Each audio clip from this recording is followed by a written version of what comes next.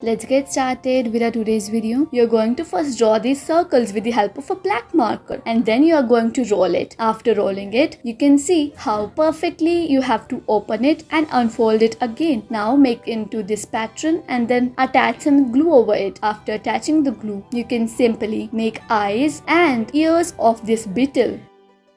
Take another sheet and start folding it into this specific manner. After folding it, you can simply unfold it and you can see how it is being made like this. After doing it, you can simply make these boxes and then you can simply place them accordingly. Well, what you have obtained? Yes, you are going to obtain a very beautiful pen stand like that.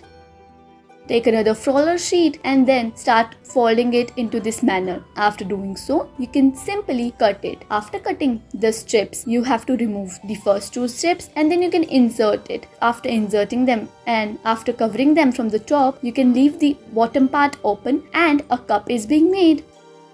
Now simply fold this sheet into this manner. After doing that, you have to take this position or take the edge of this sheet and roll it. After rolling it, you can simply unfold it. After doing so, you can insert them in between and then with the help of your fingertip, you can expand it and see how perfect this boat looks. Hope you guys enjoyed this video. Thanks for watching.